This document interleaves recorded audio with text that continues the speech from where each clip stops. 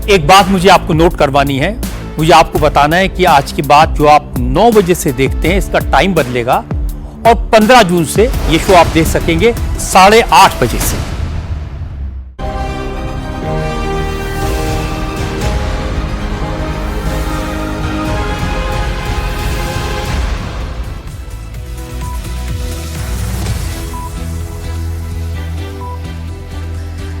नमस्कार, मैं हूं मीनाक्षी जोशी। वक्त हो गया है कहानी कुर्सी की का।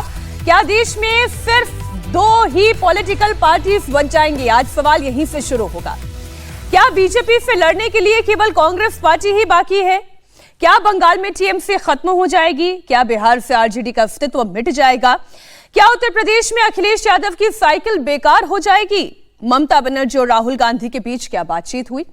राहुल गांधी ने ममता बनर्जी के सामने क्या कहा? हमारे पास राहुल गांधी का एक ऑडियो टेप भी है जिसे अभी थोड़ी देर पहले हमने सुना और अब आपको भी सुनाऊंगी और बताऊंगी कि राहुल गांधी आखिर क्या संदेश देना चाह रहे हैं। लेकिन उससे पहले बात बंगाल की होगी, जहां रात 3 बजे के बाद ऐसा क्या हुआ कि ममता बनर्जी की नींद उड़ गई।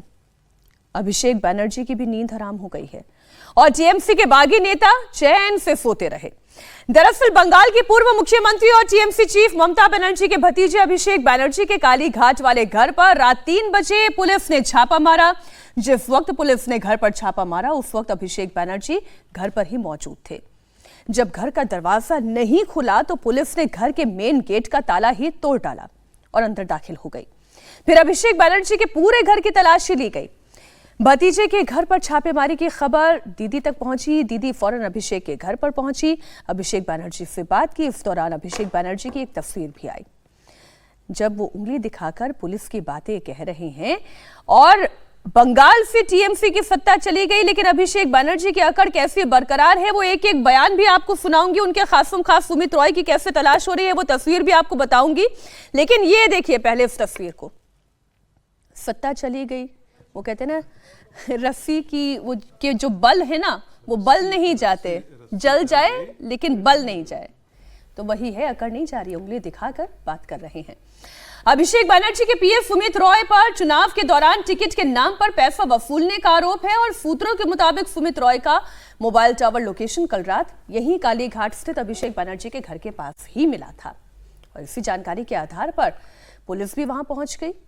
शालबनी पुलिस, कोलकाता पुलिस रात करीब 3 बजे अभिषेक बनर्जी के कालीघाट घर पर पहुंची, वहां छापा मार रही थी। पुलिस टीम सेंट्रल फोर्स के जवानों के साथ पहुंची। पुलिस अधिकारी अंदर गए, जवान गेट के बाहर पहरा देते रहे। तलाशी अभियान करीब 4 घंटे तक चला। तस्वीर आपके सामने है। 4 मेहमान इस वक्त स्टूडियो में हमारे साथ मौजूद हैं। पहले आपको तस्वीर दिखा देते हैं। क्या बोल रहे हैं अभिषेक बनर्जी? उंगली दिखा दिखा के क्या धमकी दे रहे हैं, क्या अकड़ दिखा रहे हैं, आप पहले वो सुने। আপনি তদন্তকারী সংস্থা নয়, তদন্তকারী সংস্থার সাথে গিয়ে কথা বলুন, তারা সার্চ করে গেছে, উত্তর তারা দেবে। আমি তদন্তকারী সংস্থার প্রতিনিধি নই। আপনি দরকার হলে তদন্তকারী সংস্থায় চাকরি করুন। লুকিয়ে রেখেছি কি না আমার পুরো বাড়ি সার্চ হয়েছে, উত্তর তদন্তকারী সংস্থার প্রতিনিধিদের জিজ্ঞেস করুন।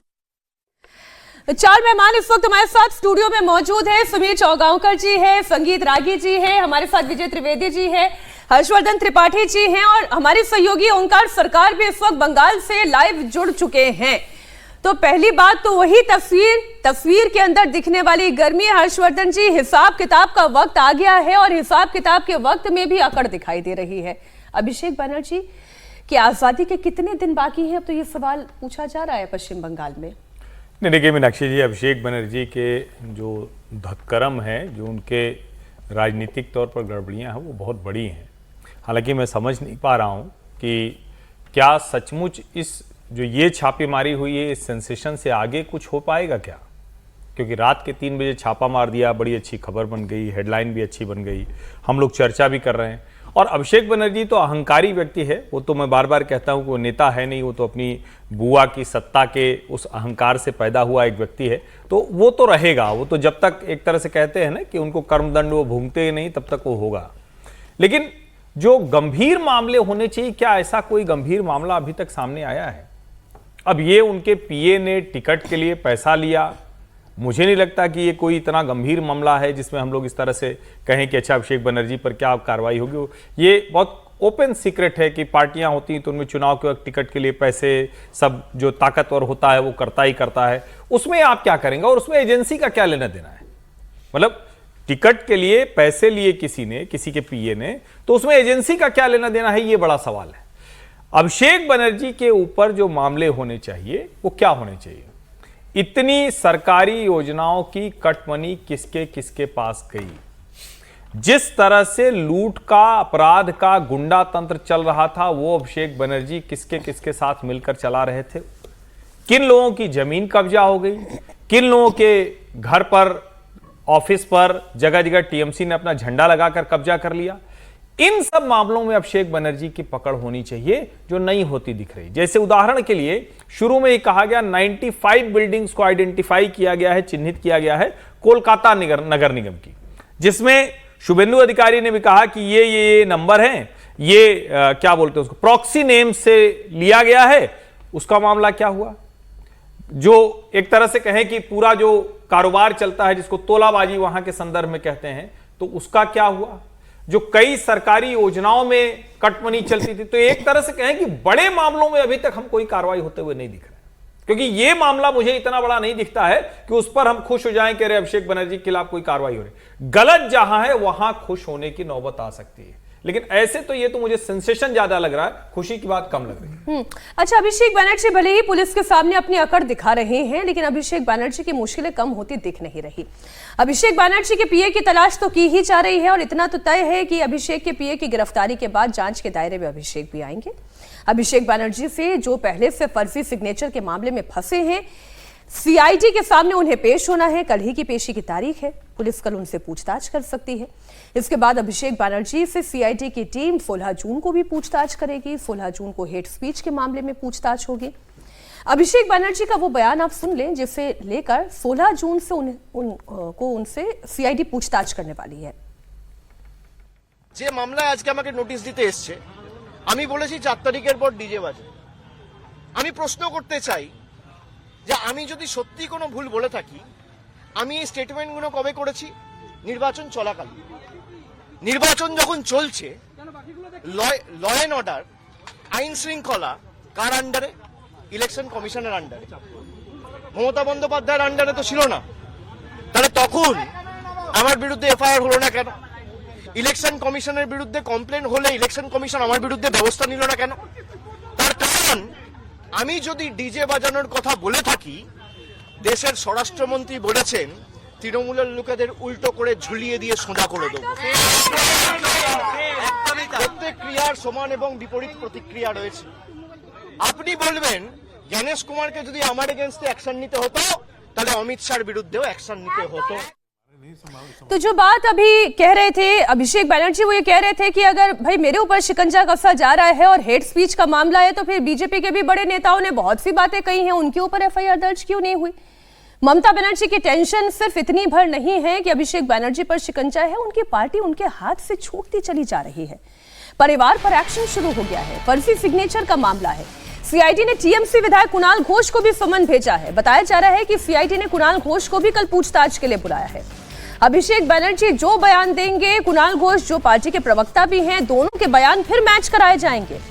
टीएमसी से निलंबित नेता रिजू दत्ता दावा कर रहे हैं कि अभिषेक बनर्जी को अब जेल जाने से कोई बचा नहीं सकता। अभिषेक बनर्जी के पास जेल जाने के अलावा अब और कोई रास्ता बाकी ही नहीं है। अब सीआईडी उनको बार बार बुलाएगी, बचने का कोई जगह नहीं है, क्योंकि नकली साइन करके चिट्ठी अभिषेक बनर्जी जी ने साइन करके दिया था पश्चिम बंगाल विधानसभा के स्पीकर को। यह बहुत बड़ा अपराध है। अभी हाई कोर्ट का रक्षा कवच है उनके पास, तो जब तक रक्षा कवच रहेगा उनको 100 बार बुलाया जाएगा, वो 100 बार जाएंगे, इंटरोगेशन फेस करेंगे, घर आ जाएंगे। जिस दिन रक्षा कवच उठ जाएगा उस दिन खेला खत्म हो जाएगा। क्योंकि आप देखिए, सिर्फ उनके ऊपर ना बहुत से मामले उनके सर के ऊपर झूल रहा है। अभी गौ तस्करी में उनका नाम है, कोयला तस्करी में उनका नाम है, बालू तस्करी में उनका नाम है, टीचर्स रिक्रूटमेंट स्कैम में उनका नाम है, फर्जी साइन, विधायक के फर्जी साइन मामले में सीआईडी के केस में उनका नाम है, अवैध निर्माण करने के लिए उनके घर के ऊपर कोलकाता म्युनिसिपल कॉरपोरेशन का केस चल रहा है। कहां तक भागोगे? कितने केसेस से भागोगे? आज नहीं तो कल तृणमूल कांग्रेस के युवराज को चक्की पीसना पड़ेगा, ये तय है। ये जो रिजू दत्ता जो बात कह रहे हैं ना विजय जी, आज नहीं तो कल युवराज को यानी कि अभिषेक बनर्जी को जेल में चक्की पीसना पड़ेगा, तो ये जो पीए वाला मसला भी है, ये तो लगता है कि बस एक बहाना भर है, अभिषेक बनर्जी को ठंडा करना है। ठंडा करना तो ठीक है, लेकिन कोई गंभीर मसला ही रहा होगा जरूर बड़ा, कि रात को 3 बजे जाना पड़े पुलिस को, फिर गेट भी तोड़ना पड़े, ताला तोड़ना पड़े, तो इसका मतलब बहुत गंभीर मसला रहा होगा, कोई बड़ा अपराध किया होगा अभिषेक ने, वो जल्दी सामने आ जाएगा जब सरकार जांच कर रही है। तो हर्ष जी थोड़ा जल्दी करें, कुछ दिनों में तो आ ही जाएगा कि कितना बड़ा मामला उनके खिलाफ है। और जब रिजू दत्ता ये कह रहे हैं कि जेल जाना पड़ेगा, तो इसका मतलब या तो सरकार ने मंशा बना ली होगी कि भाई तय कर लिया है, और रिजू दत्ता को बताया होगा कि नहीं जेल भेज के ही रहेंगे। वैसे मुझे कोई संभावना लगती नहीं है अभी तक, जो भारतीय जनता पार्टी की सरकारों का पिछला हिस्ट्री है कि वो इतने बड़े नेताओं पर हाथ डाले, ऐसा मुझे लगता नहीं है। मतलब कोई कोर्ट का ही कोई आदेश, रॉबर्ट वाड्रा का भी नाम है, जितना उनके ऊपर आरोप लगाया गया, लेकिन कभी जेल तो नहीं भेजा गया। रॉबर्ट वाड्रा नहीं, बहुत लोग हैं, तो इसलिए कोई ऐसी संभावना मुझे नहीं लगती। ये अभी ठीक है, एक नई फिल्म आई है तो थोड़ा सा उसका ट्रेलर ज़्यादा चल रहा है, बाकी कोई मुझे ऐसा नहीं लग रहा। और यदि कोई गंभीर मामला है, अच्छा इसमें पुलिस, लोकल पुलिस गई है, तो लोकल पुलिस को रात को 3 बजे जाने की क्या जरूरत है? कोई अपराधी भाग रहा है, अभिषेक भाग रहा है, या क्या मसला है? मुझे नहीं, यही आपसे मैं यही मसला तो आपसे समझना चाह रही हूँ कि आप किसी के तेवर अगर आप एकदम ठंडा करना चाहते हैं तो क्या करते हैं? तेवर कोई अपराध थोड़ी है, एक बात समझिए, तेवर अपराध नहीं होता, अपराध होता है। तेवर कुछ तो अपराध है, कुछ तो अपराध होगा तभी ना पुलिस गई है सर। हाँ, तो मैं वो ठीक है, अपराध पर बात कीजिए ना, तेवर पे क्या बात करना है? तेवर क्या है? डरपोक लोग थोड़ी है कि जो पुलिस से ढंग से डर के बैठ जाए, वो नेता है, वो बात करेगा उंगली करने से। तो तेवर, उंगली खड़ी करना, पुलिस को दिखाना अपराध नहीं है। ठीक है, अगर उनका कोई अपराध है उस पर पुलिस बताए, सरकार बताए क्या है। और हम तो कहीं ना, जितने लोग अपराधी हैं उनके खिलाफ कार्रवाई करनी चाहिए, इसमें कौन, मेरे ख्याल से कोई भी नहीं खड़ा होगा। लेकिन क्या सरकार कार्रवाई करना चाहती है या कार्रवाई करती दिखते रहना चाहती है? ठीक है, एक पर्सपेक्टिव एक जो अभी विजय जी ने रखा, रागी जी एक पर्सपेक्टिव अब आप बताएं कि ये जो दिख रहा है उतना सिंपल तो है नहीं, और जो ममता बनर्जी की पार्टी में हो रहा है, जो वहां पर पिक्चर चल रही है, वो भी बड़ी कॉम्प्लेक्स है, उसका क्लाइमेक्स भी बहुत जल्द आने ही वाला है, बस 14 तारीख का इंतजार और भर है। देखिए, सच्चाई से पर्दा मुझे लगता है टुकड़ों में ही लोग निकालने की कोशिश करेंगे। पूरी सच्चाई तो जनता के सामने नहीं आएगी, और इसलिए नहीं आएगी क्योंकि फिर हाथ बहुत जगह पड़े मिलेंगे, कई ऐसे मिलेंगे जो जिनके बारे में फिर बात करना मुश्किल होगा। कायदे से चाहिए कि जो बंगाल की सरकार है वो एक 15 साल पर वाइट पेपर लाए। हाँ, ये अच्छी बात है। और वाइट पेपर में ये बताए, सारी चीज़ें का जिक्र हो, कैसे वहाँ पर पॉलिटिकल वायलेंस हुआ है, कितने वायलेंस में मारे गए हैं, कितने लोग, क्योंकि जितनी भी खबरें आ रही हैं सब टुकड़े टुकड़ों में आ रही हैं। दूसरी बात, बंगाल के अंदर कितना डेमोग्राफिक चेंज हुआ है। तीसरी बात, बंगाल के अंदर हम सब जानते हैं कि आधार कार्ड, फर्जी प्रमाण पत्र बनने का एक पूरा सा सिंडिकेट चला है। उस सिंडिकेट के बारे में भी जानकारी हासिल हो। बंगाल के श्वेत पत्र में ये भी मालूम हो कि बांग्लादेश से सटे हुए बॉर्डर के हिस्से से कितने लोग, हिंदू, अपनी जमीन को बेच करके, अपनी जमीन और जायदाद को बेच करके शहरों की तरफ भाग गए हैं।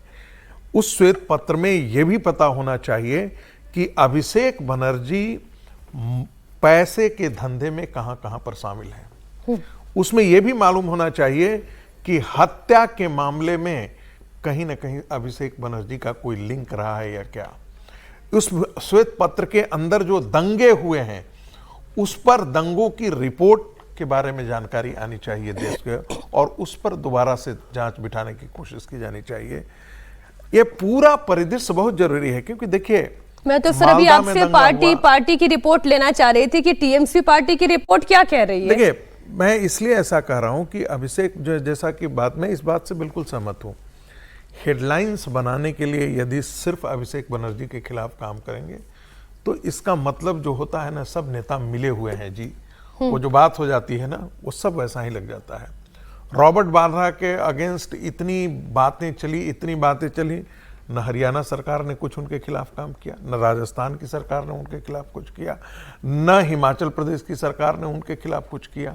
तो बड़े लोगों के खिलाफ सामान्यतः मामले दर्ज हो जाते हैं, लेकिन केस आगे नहीं बढ़ता है। अपवाद एक आध और कोई दिखाई देता हो। मुझे लगता है कि ममता बनर्जी के खिलाफ बांग्लादेशियों को ही बसाने के मुद्दे पर देशद्रोह का केस बनता है, और एक ऐसी महिला मुख्यमंत्री जो जानबूझ करके ये सारी चीजें होते रहने दिया, ये बहुत बड़ा केस बनता है। एक ऐसा विद्रूप चेहरा मैं उनमें देखता हूं जो देश के साथ गद्दारी कर रहा हो। वो महिला मुख्यमंत्री है लेकिन देश के साथ गद्दारी कर रहा हो। मैं बहुत गंभीर और बहुत कठोर शब्द का प्रयोग कर रहा हूं। नहीं होगा, आज होगा, कल होगा, कभी होगा भी या नहीं होगा, वो तो सुबह बताएगा। लेकिन अभी जहां पर रेड पड़ रही है, मैं बता रहा हूं, जो लोग उनको बहुत बड़े नेत्री और ये सब के बारे में जुझारू है, सब बात ठीक है। जुझारू होने का क्या मतलब है कि तुम देश बेच दोगे? जुझारू होने का मतलब है कि आप तुम बांग्लादेशियों को बसा दोगे? जुझारू होने का मतलब है कि इस देश के अंदर पाकिस्तान खड़े कर दोगे और बांग्लादेश खड़े कर दोगे, और सिर्फ अपनी सत्ता के लिए? ऐसी महिला को मैं बार बार कहता हूं, कहीं और जगह होनी चाहिए। देश की राजनीति में तो जगह नहीं होनी चाहिए। अच्छा, अभिषेक बैनर्जी के साथ साथ ममता कैंप के जिन नेताओं पर शिकंजा कस रहा है, उनकी रिपोर्ट आपको दे दे।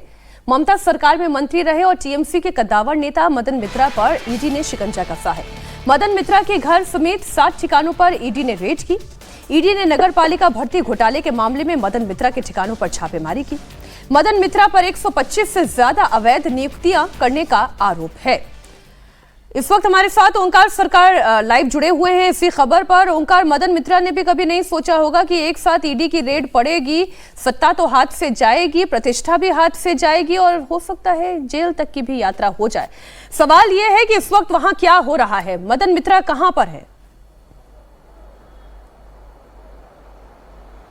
देखिए, राज्य के पूर्व मंत्री और विधायक मदन मित्रा के घर पे आज एनफोर्समेंट डायरेक्टरेट के अधिकारी पहुंचे सुबह सुबह, और जैसे मदन मित्रा के अलग अलग ठिकाना, जैसे कि भवानीपुर में उनके घर पर, इसके साथ साथ जहां पर मदन मित्रा रहते हैं कमरहटी, उस जगह पे, इसके अलावा जोका, साउथ 24 परगना के जोका में उनके जो फ्लैट है उस जगह पे, इसे तमाम 8 जगहों पे इस वक्त एनफोर्समेंट डायरेक्टरेट के अधिकारी पहुंचे हुए हैं और लगातार तलाशी लिया जा रहा है। अभी तक 7 घंटे बीत चुके हैं, अभी तक तलाशी जारी है।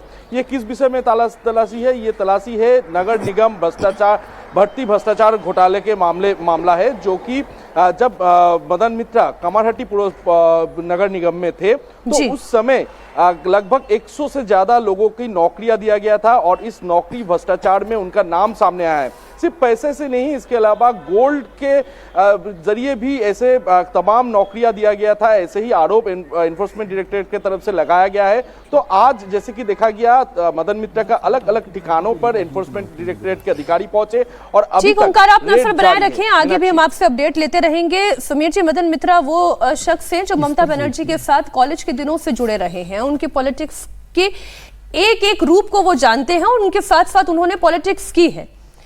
मदन मित्रा क्या ममता बनर्जी के साथ टिके रह पाएंगे? नहीं, फिलहाल तो ममता बनर्जी के साथ है वो। अब कब तक बने रहते हैं ये आने वाला समय बताएगा, लेकिन मुझे लगता है कि सिर्फ मदन मित्रा ही क्यों, जितने ममता सरकार के मंत्री रहे थे वो सारे, जितने एमएलए जो मंत्री रहे, सब करप्शन में इन्वॉल्व थे। ये 2011 से लेकर 2025 की 15 साल की जो ममता बनर्जी सरकार रही है, इसके ममता बनर्जी के संगठन के पदाधिकारी हो, महापौर रहे हो, पार्षद रहे हो, एमएलए रहे हो, मेंबर ऑफ पार्लियामेंट रहे हो, सब किसी ना किसी स्कैम के अंदर इन्वॉल्व रहे। कोई सीधा इन्वॉल्व है, कोई इनडायरेक्टली इन्वॉल्व है। किसी ने प्रॉपर्टियां बनाई, किसी ने ट्रांसफर पोस्टिंग में पैसा बनाया, किसी ने किसी और तरीके से पैसे बनाया। मुझे लग रहा है कि ये 15 साल का जो ममता बनर्जी का शासन रहा था, इसकी पूरी गहन जांच करने की जरूरत है, और उसके लिए मुझे लगता है कि मुख्यमंत्री शुभेंदु अधिकारी या तो एक आयोग का गठन करें या एक पूरा मंत्रालय बना दे और पूरे 15 सालों का, जिस तरीके से अभी रिजु दत्ता बता रहे थे कि गो तस्करी का उनके ऊपर आरोप है, उनके ऊपर कोयला घोटाले का आरोप है, उनके ऊपर बालू तस्करी का आरोप है, उनके ऊपर अवैध निर्माण का आरोप है, उनके ऊपर जमीन कब्जा करने का आरोप है, उनके ऊपर टीचर भर्ती घोटाले का आरोप है। तो जितने आरोप उनके ऊपर लगे, मुझे लगता है उसकी पूरी एक विस्तृत जांच होना चाहिए। और इस तरीके से रात को 3 बजे आप पीए ढूंढने जा रहे हो कि भाई, और क्या आरोप है कि उसने टिकट बांटने में पैसा लिया है। आपको अभिषेक बनर्जी, लेकिन सर जब आप लोग 15-15 साल का श्वेत पत्र मांगते हैं, तो मुझे लगता है कि अभी जो मुख्यमंत्री बने बैठे हैं वो भी तो इसी सरकार में कभी मंत्री थे। बिल्कुल रहे होंगे, लेकिन मुझे लगता है कि चलो उस समय जो मामला रहा होगा, लेकिन ममता बनर्जी का जो रहा है, अभिषेक बनर्जी ने जो किया, उसके लिए आप पूरी जांच कीजिए। सीबीआई करे, ईडी करे, इनकम टैक्स करे, तमाम लोकल एजेंसीज जांच करे, और जो जमीनों पे कब्जा किया है, जो फर्जी डॉक्यूमेंट्स बनाए, जो प्रॉपर्टी बनाए, जो हवाला से पैसा विदेशों में भेजा है, तमाम बेनामी संपत्तियां बनाई है, जो शेल कंपनियां बनाई है, वो सारा निकाले और पूरे आरोप लगा के मुझे लगता है सारे पेपर वर्क तैयार करे, अभिषेक को गिरफ्तार करे और कोर्ट में पेश करे, और उसके बाद ऐसी व्यवस्था सुनिश्चित करे कि कोर्ट से अभिषेक की जमानत ना हो पाए। तो मुझे लग रहा है कि जल्दबाजी में करने से, सरकार अभी आपकी बनी है, 4 मई को आप चुनाव जीतते हो, अभी सरकार बने 1.5 महीना हुआ है आपको, और अभी से आप ये कर, आप पहले पूरा वर्किंग शुरू कीजिए, लोगों से गवाह लीजिए, डॉक्यूमेंट इकट्ठे कीजिए, और फिर पूरे पुख्ता व्यवस्था के साथ अभिषेक बनर्जी को, पार्टी में टूट की भी तो वर्किंग हो रही है। मुझे लगता है कि मुख्यमंत्री को एक अलग सेल बनाना चाहिए। मैं बार बार कह रहा हूँ इस चीज को गंभीरता से, मुख्यमंत्री को एक अलग सेल बनाना चाहिए। मुझे नहीं मालूम है कि उनमें किन किन अधिकारियों की जरूरत पड़ेगी उनको, लेकिन श्वेत पत्र पर बहुत गंभीरता से काम करने की जरूरत है, ताकि बंगाल का जिस प्रकार से बंगाल के साथ व्यभिचार किया गया है, राजनीतिक व्यभिचार, उसकी झलक जो है वो पूरा देश देखे, पता करे, पता जाने कि जिस महिला मुख्यमंत्री के नाम पर इस देश का एक बौद्धिक वर्ग हमेशा उसको बचाने में खड़ा रहता था, उसका नैतिक पतन कितना नीचे जा चुका था। ये जो आप बात कह रहे हैं ना प्रोफेसर साहब, सरकार को, और ये सीरियस नोट पे बात कर रहा हूँ मैं, कि एक व्हाइट पेपर पर या एक कॉम्प्रहेंसिव जो है ना वो शुरू करना चाहिए कि उस पर बात हो, और मैं तो किस तरह से, ताकि वो कई मंजिल तक पहुंच सके। इस मुद्दे पर भी करना चाह रही थी कि जो पार्टी में टूट की स्थिति है, 19 की लिस्ट हमारे पास ऑलरेडी है। अब इनमें 3 से 4 नाम और जुड़ने की संभावना जो जताई जा रही है, वो 3 से 4 नाम कौन है? कई बंगाल के जो खाटी रिपोर्टर्स है वो ये बता रहे हैं कि एक अभिषेक बनर्जी को छोड़कर मान लीजिए कोई भी आ जाएगा। आपके पास अगर कुछ है इनपुट तो और आप बताते हैं सर। इसमें संभावनाओं में से कोई इनकार नहीं कर सकता कि क्या है, कि कोई भी आ सकता है अभिषेक बनर्जी के अलावा। कुछ सांसद शत्रुघ्न सिन्हा आएंगे, महुआ मोइत्रा भी नहीं आएगी। महुआ मोइत्रा का नहीं है, और सागरिका जी के लिए भी बहुत सारी चर्चा हुई, वो राज्यसभा में है, लेकिन तो वो भी उनके आने के भी चांसेस कम हैं कि वो आए। बल्कि आज मुझे किसी ने कोलकाता से कहा कि बहुत कुछ लोग हैं जो कांग्रेस में जाने की तैयारी कर रहे हैं, क्योंकि अब टूट में बचा ही कुछ हिस्सा कम है, तो बीजेपी में जा ही नहीं सकते, या बीजेपी उन्हें नहीं ले सकती, वो कांग्रेस जा सकते। मूल जहाँ मूल था ना, जैसे आप कह रहे हैं ना, राज्यसभा के जिस सांसद का कह रहे हैं, तो उनका परिवार का मूल भी वहीं पर था, तो वो मतलब वो बीजेपी में नहीं आ सकते, या बीजेपी उन्हें नहीं लेगी, तो उसमें से कुछ लोग वहां भी कांग्रेस जा सकते हैं। बिल्कुल। और जब 15 तारीख को जब स्पीकर साहब ने एक मीटिंग फिक्स किया, टाइम फिक्स किया मेरे ख्याल से 2 बजे का, तो उस समय साफ ही हो जाएगा क्या स्प्लिट हुई है क्या नहीं हुई, क्योंकि इस स्प्लिट को मैं नहीं मानता ऑफिशियल। जो आपके पास चिट्ठी वो है ना, साइन पेपर, एक तो उसमें लेटर ही नहीं है, तो उस लेटर के बिना मैं उसको मानता नहीं कि क्या है क्या 2 दिन और सर उसके बाद तो फिर वो तस्वीर और क्लियर हो जाएगी कि क्या है। लेकिन वो स्थिति है, उसमें कोई नंबर कम होगा ऐसा मुझे नहीं लगता। आप जो ये कह रहे हैं कांग्रेस में जाने की बात देखा हुआ है कि नंबर पर जो है ना ओवर राइटिंग किया हुआ है, नहीं आपने देखा होगा। 13 नंबर वाले सज्जन कोई थे जो उन्होंने विड्रॉ कर लिया, शायद तो वो नंबर को दोबारा से ठीक करना होगा। तृणमूल कांग्रेस ये दावा कर रही है कि कांग्रेस में विलय को लेकर अभी कोई बात नहीं हुई, लेकिन 8 जून को इंडिया गठबंधन की बैठक तो जरूर हुई। इसमें टीएमसी की ओर से ममता बनर्जी और अभिषेक बनर्जी, समाजवादी पार्टी की ओर से अखिलेश यादव, आरजेडी की ओर से तेजस्वी यादव बैठक में शामिल हुए थे। इस दौरान राहुल गांधी ने वोट चोरी का मुद्दा उठाया और कहा कि 100% वोट चोरी हुई। उन्होंने सहयोगियों से भ्रम से बाहर निकलने की बात भी कही, साथ ही सभी से एक छतरी के नीचे आकर चुनाव लड़ने की अपील की। उन्होंने कहा कि वो नीलकंठ की तरह सबकी आलोचना सहने के लिए तैयार है, लेकिन एक हो जाइए। Mamta ji is not 100% sure, but she is about 90% sure that her election was stolen. Uddhav ji is 40% sure that his election was stolen. My brother Tejashwi is 40% sure. Listen, 100% the elections are being stolen. Please remove any doubt from your minds that there is confusion in this group. The confusion is that you, the SP, the TMC, the RJD believe that the political instruments you have used so far will still work. Many friends in the TMC, they were convinced that they were sweeping the election in Bengal. I kept telling them, you're in dreamland. I have seen what happens. I have seen it in Gujarat. I have seen it in Madhya Pradesh. I have seen it in Chhattisgarh. I have seen it in Haryana and in Maharashtra. And yet, many of you are still not convinced. And from my perspective, I am more than happy to absorb any criticism from any quarter, because for me, this is a religious duty. This is a spiritual duty. This is no longer politics. And that is why I promise you, I will bear every single humiliation that I have to bear to knit this group together and make it succeed. I find that in our discussions, there is often a tinge of depression. People think, oh my God, how will we ever beat the BJP? Let me tell you, it is easy to beat them if we stand together and resist. In the last election, nobody in this room except me believed that we could beat the BJP. Now everybody in this room must start believing that we will defeat them. You start with that belief, and I guarantee you, state after state, election after election, whether they cheat or don't cheat, they will fall. जो बात राहुल गांधी कह रहे हैं उसका लबोलुबाब यह है कि अगर भारतीय जनता पार्टी से लड़ने का मादा किसी पार्टी में है, किसी नेता में है, तो वो राहुल गांधी और कांग्रेस पार्टी ही है। क्योंकि क्षत्रपों का आप हाल देख रहे हैं, आप बिहार से शुरू करें, बंगाल की बात करें, आप गुजरात की बात करें, नीचे दक्षिण में स्टालिन का हाल देखें, तो एक एक करके जितने क्षत्रप हैं वो कमजोर होते जा रहे हैं। रागी जी इस चर्चा को यहाँ से खोलते हैं कि रिलीजियस ड्यूटी है, स्पिरिचुअल ड्यूटी है, वो ये कह रहे हैं, और ममता बनर्जी के मुंह पर वो ये कह रहे हैं कि मैं ही लड़ पाऊंगा, आप मेरे छतरी के नीचे सभी क्षत्रप आ जाएं, मैं आलोचना सहने के लिए भी तैयार हूं। इतना बड़ा दिल राहुल गांधी दिखा रहे हैं। कहावत होती है गांव में, उसको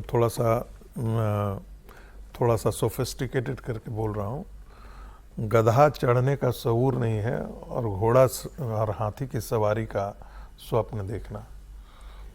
तो वही हालत राहुल गांधी की है।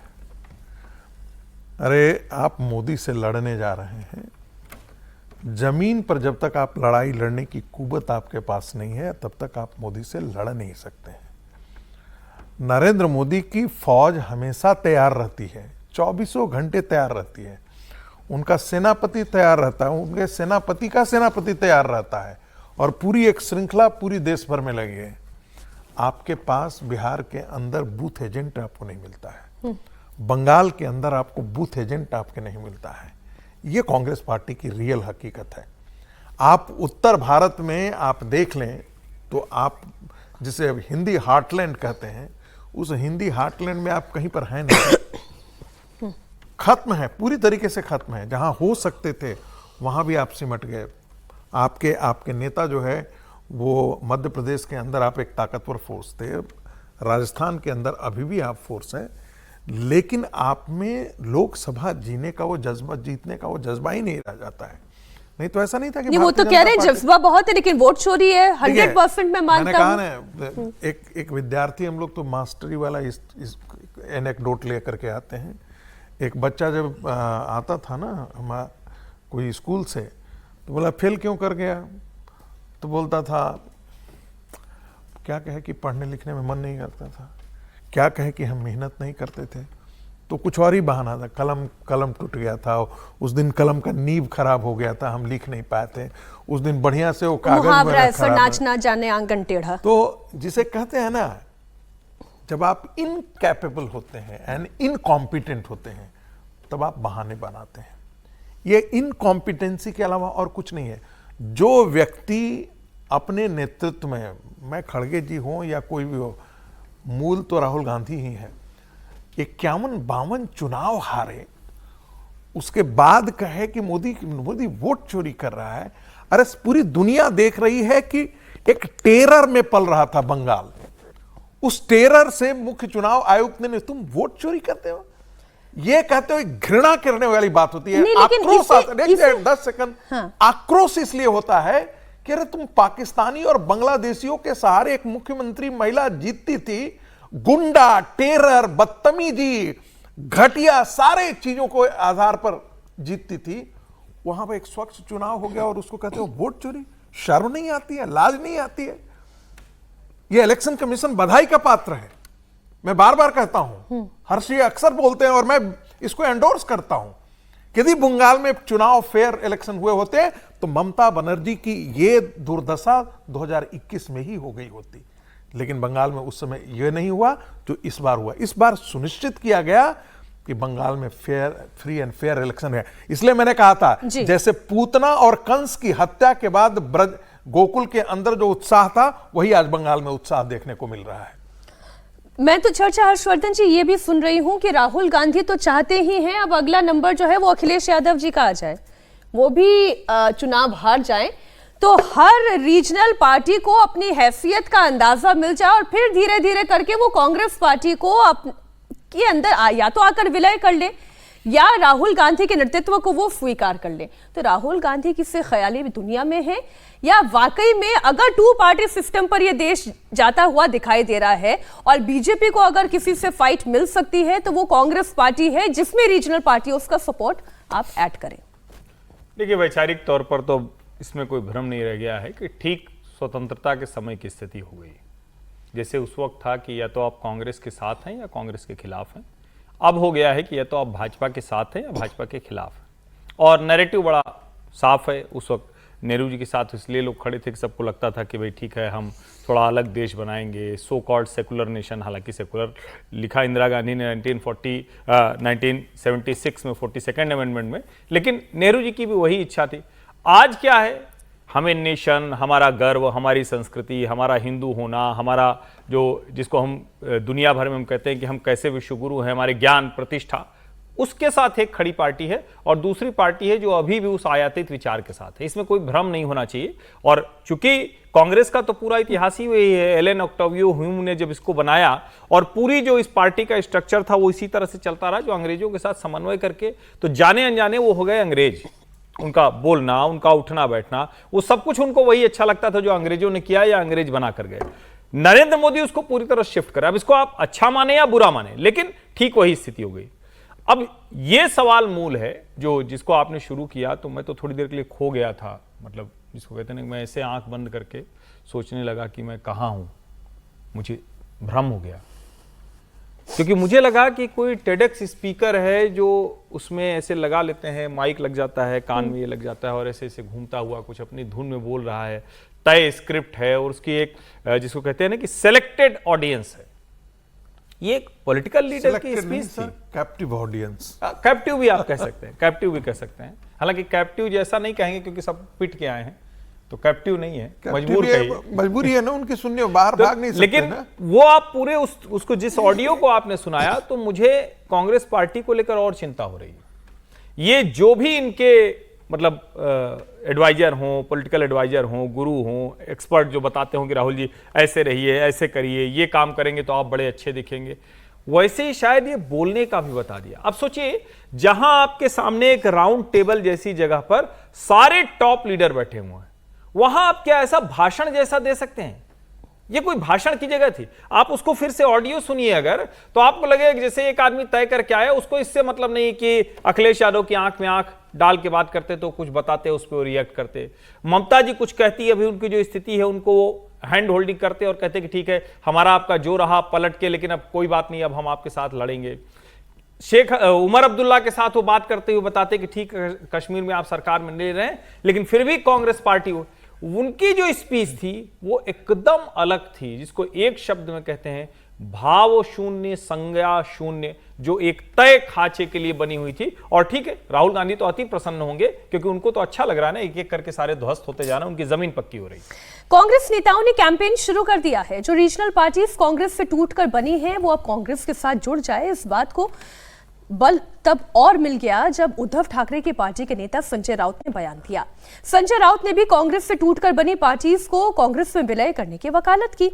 अब राहुल गांधी ने जिस तरह से क्षेत्रीय दलों को कांग्रेस की छतरी के नीचे आकर एकजुट होने के लिए कहा, उससे यूपी में अखिलेश यादव भी टेंशन में हैं।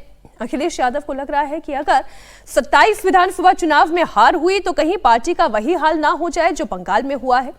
इसलिए अखिलेश यादव अभी से ये कह रहे हैं कि अगर वो यूपी हारे तो समझ लीजिए भविष्य में कोई चुनाव नहीं होगा। अखिलेश यादव ने आरोप लगाया कि बंगाल और बिहार में बेईमानी कर बीजेपी चुनाव जीती है।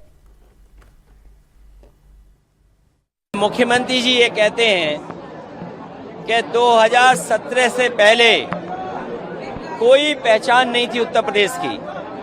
सच्चाई तो ये है कि मुख्यमंत्री जी की कोई पहचान 2017 से पहले नहीं थी। बंगाल का चुनाव जो लूटा है इन्होंने और बिहार के चुनाव में जो बेईमानी की है, अगर यही लूट और यही बेईमानी उत्तर प्रदेश में हो गई तो इसके बाद भविष्य में कभी चुनाव नहीं होगा। ये ऐसी लोकसभाएं बनाना चाहते हैं जिससे विपक्ष के नेता जीत ना पाएं और इनका महंगाई और भ्रष्टाचार की वजह से धुआं निकल गया डबल इंजन का। धुआं किसके निकलने की स्थिति है विजय जी, ये तो आगे की बात है, चुनाव बताएगा। लेकिन जो अखिलेश यादव ये कह रहे हैं और जो राहुल गांधी अप्रोच कर रहे हैं, एम कर रहे हैं, आपको इसमें क्या राजनीति दिखाई दे रही है? पहले तो राहुल जी देखें राजनीति, लेकिन मैं एक चीज़ बताऊं कि ये आपने रीजनल पार्टीज का जो इशू उठाया बहुत इंपॉर्टेंट इशू है हिंदुस्तान की डेमोक्रेसी के लिए, कि रीजनल पार्टीज लगातार टूट रही है और जिस तरह से ममता बनर्जी की पार्टी टूटी और पार्टियाँ टूट रही है, इस मसले पे मुझे लगता है कि भारतीय जनता पार्टी और कांग्रेस एक ही प्लेटफॉर्म पर है। वो विरोधी पार्टियां नहीं हैं, उन दोनों की मंशा और टारगेट एक ही है कि रीजनल पार्टीज को ख़त्म किया जाए। राहुल जी की तो नाराज़गी है क्योंकि वो सारी पार्टियां कांग्रेस तोड़ के बनी हैं, तो वो चाहते हैं कि ख़त्म होती जाए, चाहे वो ममता जी की पार्टी हो या कोई और पार्टी हो, शरद पवार की पार्टी हो, तमाम पार्टियों के लिए कि वो कमज़ोर हो जाएंगी तो कांग्रेस मजबूत हो जाएगी अपने आप ही। कई बार होता है ना, एक लेवल पर खड़े हुए हैं तो टूट जाएंगे। भारतीय जनता पार्टी के लिए लगता है कि उसको हर रीजनल पार्टी से लड़ने की बजाय एक मुकाबले में कमज़ोर कांग्रेस पार्टी के साथ लड़ा जाए तो ठीक है, वो भी उसके साथ चलना चाहती है। लेकिन राहुल जी की चिंता मुझे समझ नहीं आती कि वो यदि चाहते हैं कि ये पार्टियाँ ख़त्म हो जाएँ तो मैं समझना चाहता हूँ कि एक और भी कारण है विजय जी, बस एक इंटरवेंशन कर रहा हूँ। क्षेत्रीय पार्टियों को, ताकतवर क्षेत्रीय पार्टियों को हराना बीजेपी के लिए डिफिकल्ट रहा है। वही मैं कह रहा हूँ ना, तो वही बात है। लेकिन मैं कह रहा हूँ कि राहुल जी की बात करते हैं, अब बीजेपी तक भी सरकार में है, वो जैसे चल रहे हैं वो ठीक है। राहुल जी यदि ममता बनर्जी की पार्टी के हारने से खुश हैं और वो खत्म हो जाए तो क्या कांग्रेस 29 MP ला सकती है, वो वाले TMC वाले पश्चिम बंगाल में, या वहाँ पर उत्तर प्रदेश में वो 30-32 MP ला सकती है अखिलेश जी यदि हार जाए तो? ठीक बात। या DMK के हार जाए तो 22 MP कांग्रेस ला सकती है क्या? यदि वो उनको हटाना चाहती है, खत्म करना चाहती है, तो क्या वो वाली ताकत वो अपने पास ला सकती है कि नहीं ला सकती? तो उल्टा हो जाएगा, न तो वो रहेंगे और न आपके पास ताकत रहेगी, तो आप कैसे मजबूत होंगे? मुझे उसकी मैथमेटिक्स नहीं समझ में आ रही कि किस तरह से वो बात करना चाह रहे हैं, क्या कर रहे हैं। होंगे कांग्रेस में ही लीडरशिप राहुल गांधी की नेशनल और रीजनल लीडरशिप ममता बनर्जी की, या तो ऐसे सोचते हैं ना, भाई कभी तो वो दिन आएगा जब ऐसे थोड़ी मोदी जी को लोग कहेंगे कि अरे नहीं बस। और वो बहुत अच्छी बात हर्ष जी ने कही, मैं भी सोच रहा, हम चर्चा कर रहे थे कि जो भाषण है उनका जो भी होगा अच्छा खराब पे नहीं जा रहा, लेकिन क्या वो जिन लोगों के साथ बैठे हुए जो ऑडियंस है, क्या वो इस भाषण को सुनने के लिए बैठी है? वो एक इंटरैक्टिव सेशन के लिए बैठी है कि भाई हमें करना क्या है। उस पूरी मीटिंग का मसला होना चाहिए हमें क्या करना है, ये ज्ञान देने के लिए बैठक नहीं हो रही। तो उससे कैसे पॉलिटिकल पार्टी जाएंगी, आगे बढ़ेंगी? ये कैसे? भाषण राहुल गांधी ने दिया, सिर्फ राहुल गांधी ने उन लोगों के लिए नहीं ध्यान रख के देना चाहिए था कि वहां जो लोग बैठे उनको भाषण देना है। राहुल गांधी को यह भी देखना था कि मेरा भाषण पूरे देश में जाएगा, बाकी लोग भी इस भाषण को सुनेंगे कि राहुल गांधी ने क्या बोला है। तो आप देश को भी तो ऑडियंस उनका जो अप्रोच है ये केवल खामख्याली है, निश्चित हासिल कुछ नहीं है। नहीं, फिलहाल कुछ नहीं है। मुझे लगता है कि इंडिया गठबंधन की बैठक जरूर हुई है, लेकिन इसमें कहीं ऐसा नहीं है कि ममता बनर्जी भी जानती है कि राहुल गांधी के अंदर वो पोटेंशियल दम नहीं है कि मैं अपनी पार्टी का विलय कर दूंगी तो राहुल गांधी बंगाल में मुझे सत्ता दिलवा देंगे। ममता जानती है कि मैं तो कांग्रेस से अलग होकर मैं सत्ता में आई हूँ। पार्टी में अब लोग कितने बचे जो विलय कराने की स्थिति में वो आए, ये भी एक चर्चा है। लेकिन अखिलेश यादव का एक बयान और है जो कासगंज से उन्होंने CM योगी पर अटैक करते हुए दिया। बीजेपी को उन्होंने टारगेट किया। किया। सीएम योगी ने सपा के गढ़ में जाकर पलटवार किया। आजमगढ़ से योगी ने अखिलेश यादव का नाम लेकर बड़ा मैसेज दिया। क्या कहा, आपको सुनाते हैं। बेटी बेटी होती है, बेटी का सम्मान होना चाहिए। मैं पिछले दिनों देख रहा था, समाजवादी पार्टी के अध्यक्ष अखिलेश यादव की पुत्री के खिलाफ कुछ लोगों ने गलत टिप्पणियां की थी। जैसे मेरे संज्ञान में आया, मैंने तत्काल पुलिस से कहा, मैंने कहा इसमें एफआईआर दर्ज कराओ। बेटी के खिलाफ कोई भी अपमानजनक टिप्पणी स्वीकार्य नहीं होनी चाहिए। बेटी बेटी होती है और हम तो संस्कार में पले बसे हैं, जहां कहा जाता है कि गांव की बेटी सबकी बेटी, गांव की बहन सबकी बहन। हमने तो कोई भेदभाव नहीं किया, लेकिन अखिलेश जी दूसरों को उपदेश देते हो, अपने चेले चपाटों को भी थोड़ा उपदेश दे दो कि अपनी भाषा को संयम कर लें। दूसरों के प्रति टिप्पणी करने के पहले स्वयं भी सोचा करो कि उनके लोग किस प्रकार की भाषा का प्रयोग बहन और बेटियों के प्रति, बुजुर्गों के प्रति, दिवंगत लोगों के प्रति और वरिष्ठ नेताओं के प्रति करते हैं। इसके बारे में उनको भी अपने लोगों को संस्कारित करने की आवश्यकता है। अच्छा होगा उनको समझाओ, और नहीं समझ सकते तो हमारे हवाले कर दो, हम उनको अच्छी तरह समझा देंगे। एक ही तीर से दो निशाने साध लिए। पहली बात तो ये, जो भारतीय परंपरा रही है, आपकी बेटी मेरी बेटी है, नहीं बहुत अच्छा। और दूसरी बात यह कि गुंडों को भी समझा दो, वरना हम समझा देंगे। नहीं, ये बहुत अच्छी बात है कि योगी आदित्यनाथ ने अखिलेश यादव के गढ़ में जाके कहा, और जिस तरीके से अखिलेश यादव जी की बेटे के लिए जो चल रहा था उसके लिए उन्होंने बहुत स्पष्ट कहा कि मेरे संज्ञान में आते ही मैंने तत्काल एफआईआर दर्ज करने का कहा। लेकिन उन्होंने अखिलेश यादव को नसीहत भी दी है कि भाई आपके पार्टी के लोग, समाजवादी पार्टी के जो असामाजिक तत्व पार्टी के अंदर भरे हुए हैं, जो गुंडा तत्व है, जो चेले चपाटे हैं, जिस तरह की भाषा सोशल मीडिया पे करते हैं, कई बार टीवी डिबेट पे जिस तरह की भाषा का इस्तेमाल करते हैं, सोशल मीडिया में जिस तरीके से वो टिप्पणियां करते हैं, तमाम तरह के जो भाषा का इस्तेमाल करते हैं, तो उनको समझा दिया जाए कि कम से कम वो इस भाषा का इस्तेमाल न करें। और आपसे नहीं संभल रहा हो तो हम तो बैठे हैं संभालने के लिए। आपके पार्टी के पोषित गुंडों को जो हमने ठिकाने लगा दिया, तो आपके पोषित इस तरीके से अभद्र बयान देने वाले गुंडों को भी योगी आदित्यनाथ ठिकाने लगा देंगे। उन्होंने बहुत स्पष्ट निर्देश दिया, और मुझे लगता है कि अखिलेश यादव को भी इस बात का ध्यान रखना चाहिए और ये कहना चाहिए कि भाई इसी तरह की टिप्पणी कतई बर्दाश्त नहीं होगी, चाहे वो हमारी पार्टी का नेता हो, चाहे यादव समाज से आता हो, या हमारे किसी सगे संबंधी का हो। मुझे लगता है कि ये मामले का पूर्ण विराम होना चाहिए, और इस तरीके से जो योगी जी ने कहा है अखिलेश यादव को, ये अच्छी बात है सर। और चर्चा चल रही है कि क्षत्रपों का हाल क्या हो रहा है। एक तरफ पश्चिम बंगाल में टीएमसी टूट के कगार पर, क्या कहें, टूट तो हो ही गई है। उत्तर प्रदेश में चुनाव है, अखिलेश यादव को टेंशन है कि ये चुनाव वो जीतेंगे या नहीं जीतेंगे। अगर हार गए तो फिर देश में कोई दूसरा चुनाव नहीं होगा, ये अखिलेश यादव कह रहे हैं। टीएमसी के सामने अस्तित्व का संकट तो है ही। बिहार में आरजेडी का हाल भी कुछ ऐसा ही है। आरजेडी के परफॉर्मेंस लगातार खराब होता जा रहा है। 2004 लोकसभा चुनाव में 40 में से 22 सीट जीतने वाली पार्टी 2019 में 0 पर आउट हो गई। हालांकि 2024 में 4 सीट जीतने में वो कामयाब रही, लेकिन लोकसभा चुनाव के बाद जब बिहार में विधानसभा चुनाव हुए तो आरजेडी का फोपड़ा यहां भी साफ हो गया। 2020 विधानसभा चुनाव में 75 सीट जीतने वाली पार्टी 25 में 25 पर सिमट गई। यानी आरजेडी उतनी ही सीट जीत पाई जितने में तेजस्वी को नेता प्रतिपक्ष का दर्जा मिल पाया। अगर एक सीट भी कम आती तो फिर यह भी संभव नहीं था। अब लालू परिवार के सामने दूसरी टेंशन है। लालू परिवार को 10 सर्कुलर रोड वाले बंगले को खाली करने का आदेश दिया गया है और कल इसकी आखिरी तारीख है। पिछले 20 सालों से 10 सर्कुलर रोड की पहचान आरजेडी के सत्ता के केंद्र के तौर पर रही है, ठीक वैसे ही जैसे कांग्रेस की दिल्ली में 10 जनपद को जाना जाता है। ऊपर से लालू राबड़ी ने सुरक्षा में कटौती के बाद अपनी सिक्योरिटी को वापस कर दिया। लालू परिवार को अपनी सिक्योरिटी का भी डर है, आरजेडी के कार्यकर्ता ये कह रहे हैं। पर सवाल ये है कि कब तक ये चलेगा, कब तक ये सिक्योरिटी रहेगी।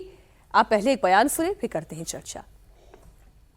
जो मुख्यमंत्री रहे हो, रेल मंत्री रहे हो, और सरकार के द्वारा ये कहा जा रहा है, भाजपा के एनडीए के नेताओं के द्वारा ये कहा जा रहा है कि अब ये चुनाव नहीं लड़ सकते, कन्विक्टेड हैं, इनको उम्र हो गई है, इनको सुरक्षा की क्या आवश्यकता। तो इस कैटेगरी में तो बहुत सारे नेता आते हैं जिनको अभी भी Y+YZ सब सुरक्षा मिली हुई है। सुरक्षा दे ना दे ये सरकार का अपना है।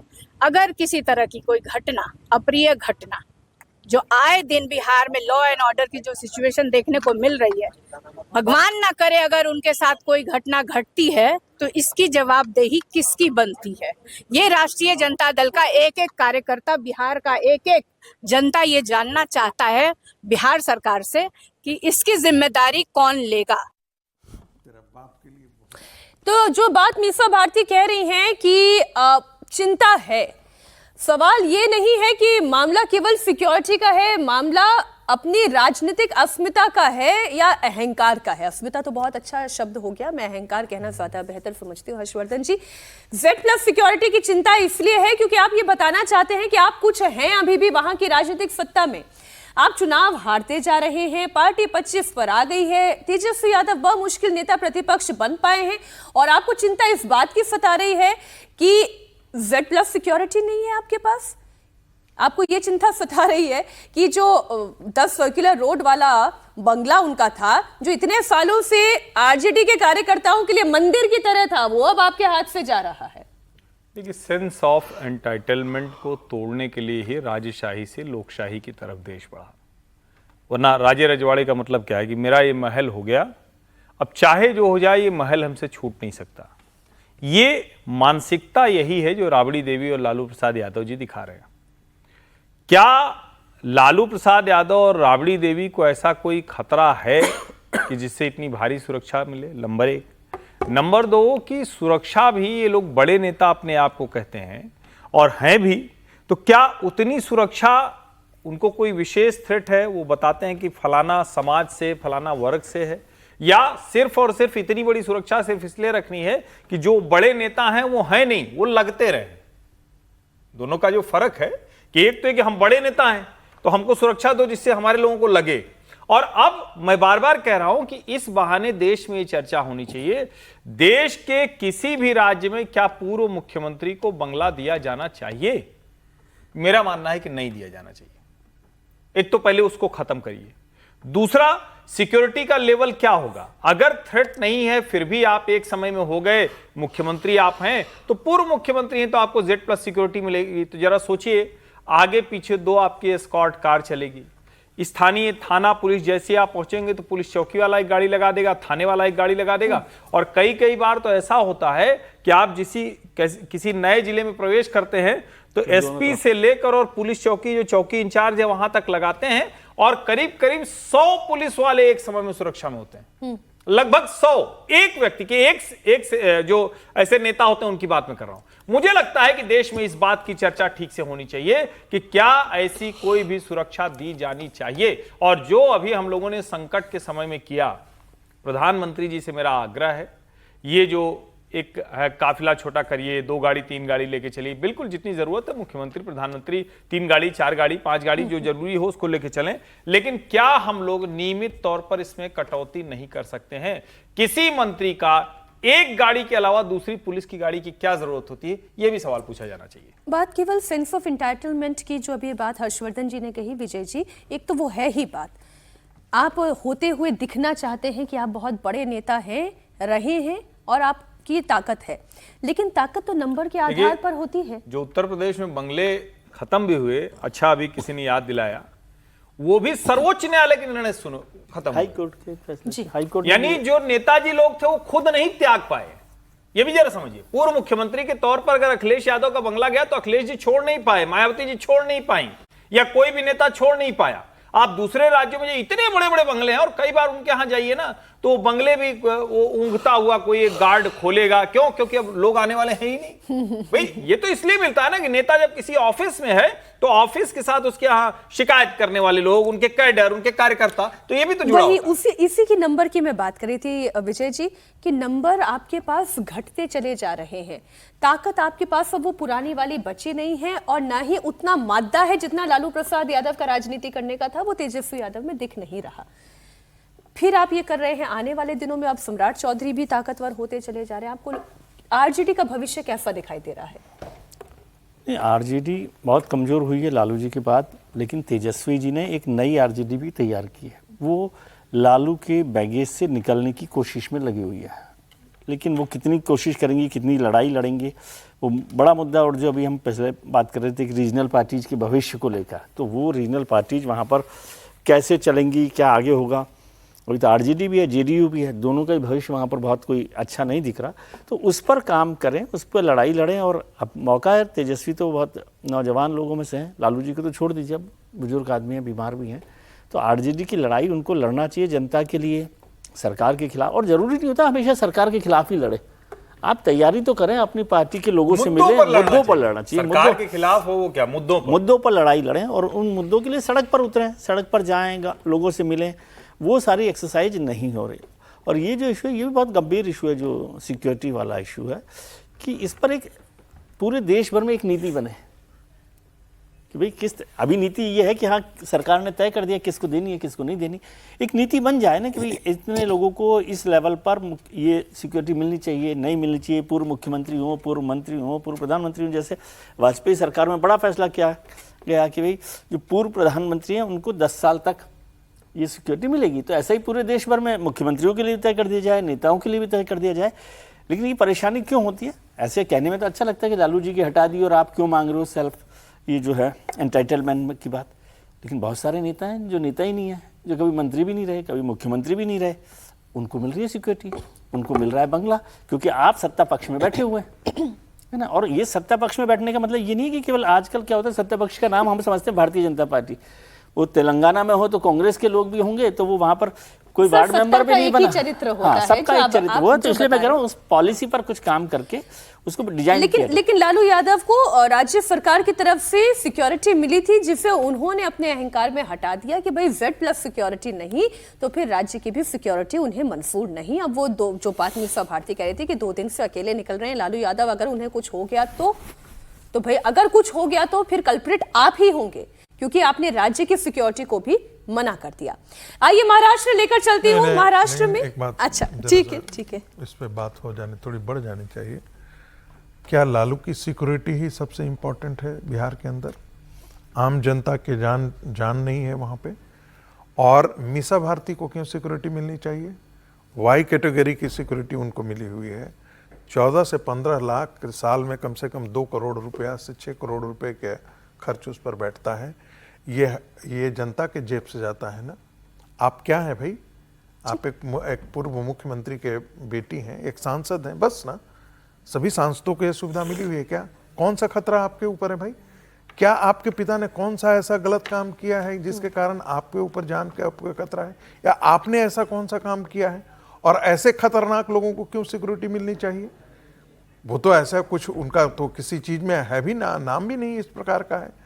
कोई गुंडा हो, बदमाश हो तो बात भी समझ में आती है, और उसकी जान को किसी और से खतरा हो, बट वहां भी सवाल होता है उसका कॉस्ट तो उससे खुद उठाना चाहिए। आप Z कैटेगरी, Y कैटेगरी इसलिए चाहते हैं ताकि आप उसे रुतबा दिखा सकें। आप सड़क पर चलते हो तो आपकी धमक होनी चाहिए ना कि मैं चल रहा हूं। चलिए 5 साल के बाद का प्रेडिक्शन करिए, रुतबा कहां पर होगा? मुझे लगता आरजेडी का, देखिए आरजेडी 2029 का चुनाव है, उसके बाद वो सिमट जाएगी, उसके बाद उसका अस्तित्व तो नहीं रहेगा। मैं फिर मानता हूं कि पार्टी खत्म नहीं होगी जी, लेकिन पार्टी का अस्तित्व जो पार्टी की जो धमक थी वो खत्म हो जाएगा। नहीं, मुझे तो अभी कहाँ है अब, मतलब अगर सड़क गए कुछ मेरा इतना ही कहना है कि देखिए राष्ट्रीय जनता दल से कुछ बात थोड़ा एक लाइन इस पर एक लाइन नेता विपक्ष नहीं रह पाएंगे। एक लाइन इस पर जोड़ देना है। देखिए ना तो टीएमसी खत्म होने वाली है, पहले सेशन में हम लोग इस पर बात करें, नहीं अखिलेश यादव की पार्टी खत्म होने वाली है। अखिलेश यादव कभी भी नहीं चाहेंगे कि कांग्रेस में विलय हो, टीएमसी कभी भी नहीं चाहेगी कि विलय हो, डीएमके कभी भी नहीं चाहेगा कि विलय हो, शरद पवार कभी भी नहीं चाहेंगे कि उनकी पार्टी का विलय हो जाए, क्योंकि उनके आज के दिन में तो 2 या 3 सांसद रह करके जो फायदा मिलता है वो विलय होने के बाद तो फायदा ही नहीं रहेगा। निगोशिएशन की ओर आप उपेंद्र कुशवाहा को जरा देखिए ना, तो सर महाराष्ट्र लाने दीजिए के बावजूद भी सांसद बने जाते हैं, 3 जीत करके आते हैं, एक मंत्री बन जाता है, तो आप जरा वो देखिए ना किस तमिलनाडु में कांग्रेस की बात आप कर रहे हैं। भविष्य का बोल रहे हो, मुझे लगता है आरजेडी का भविष्य तो बहुत अच्छा रहेगा। नीतीश कुमार की पार्टी खत्म हो जाएगी 2030 के अंदर, और नीतीश कुमार के जाने के बाद जब आप उनके बेटे जो मंत्री बने स्वास्थ्य मंत्री, क्या वो जेडीयू को चला पाएंगे? सर, मैं महाराष्ट्र को 2-3 मिनट में नहीं समेटना चाह रही थी। होने वाला है, और आरजेडी का भविष्य नीतीश कुमार के कारण उज्जवल है। महाराष्ट्र को थोड़ा मैं समय देना चाह रही थी। उद्धव ठाकरे की पार्टी टूटने वाली है क्या? एक बार तो टूट ही चुकी है, फिर से टूटने वाली है क्या? सवाल ये है, क्या उद्धव के सांसद इस बार बगावत करने वाले हैं? दरअसल जब से ऑपरेशन टाइगर की खबर सामने आई है, तब से ही इसे लेकर महाराष्ट्र की सियासत में हड़कंप है। शिवसेना यूबीटी चीफ उद्धव ठाकरे ने अपने सांसदों की इमरजेंसी मीटिंग बुलाई है। कल दोपहर 12 बजे उद्धव ठाकरे ने अपने सभी सांसदों को मातोश्री बुलाया है।